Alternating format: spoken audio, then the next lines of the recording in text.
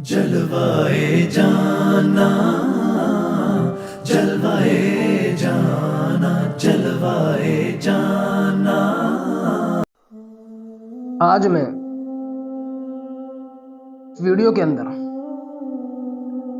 ایسا کلمہ بتلاتا ہوں کہ جس کے پڑھنے کے بعد اس کا اجر و ثواب لکھنے کے لیے فرشتے آپس میں جھپٹتے ہیں کہ میں اس کا اجر لکھ لوں۔ دوسرے فرشتے کوشش کرتے ہیں کہ میں جو ہے کہ پہلے اس کا اجر لکھ لوں۔ ایک مرتبہ نبی کریم صلی اللہ علیہ وسلم نماز پڑھا رہے تھے۔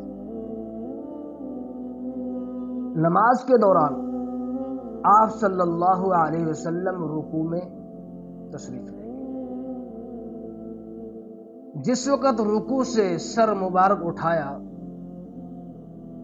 تو پیچھے سے ایک صحابی نے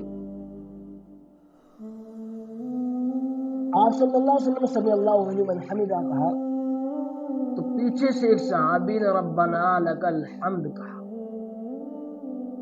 اور اس کے بعد یہ کلمات دہرائے،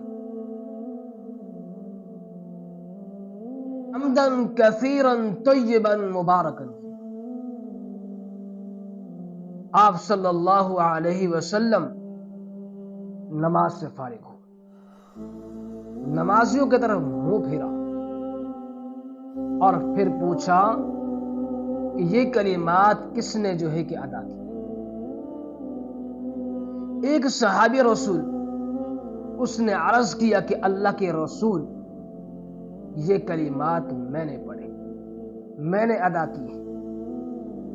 تو اس وقت آپ صلی اللہ علیہ وسلم نے ارشاد فرمایا کہ میرے صحابی، جس وقت آپ نے یہ کلمات ادا کیے تو ان کلمات کا ثواب لکھنے کے لیے 30 فرشتے جو ہے کہ دوڑے۔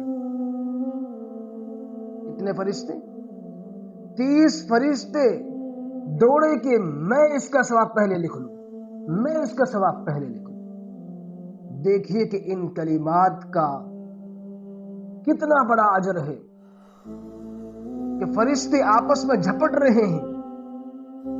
تو اس سے ہمیں یہ بھی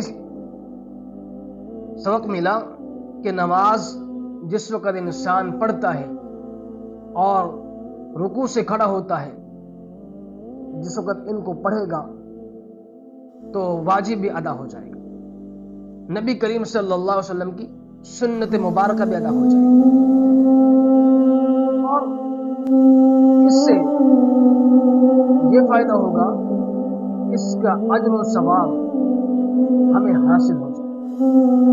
اللہ پاک ہمیں ان کلمات کو نماز کے اندر اس وقت جس وقت ہم اکیلے ہیں، جس وقت ہم کسی کے پیچھے نماز پڑھ رہے ہوں، اس وقت نہیں کہ جب انسان خود نماز پڑھا رہا ہو، اس لیے کہ جب ان کلمات کو پڑھے گا امام تو پھر جو ہے کہ نماز پڑھانے میں وہ دیر ہوگی، نماز لمبی ہو جائے گی۔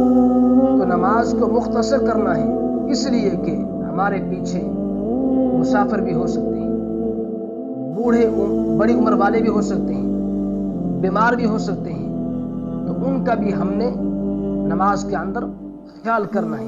اللہ پاک عمل کی توفیق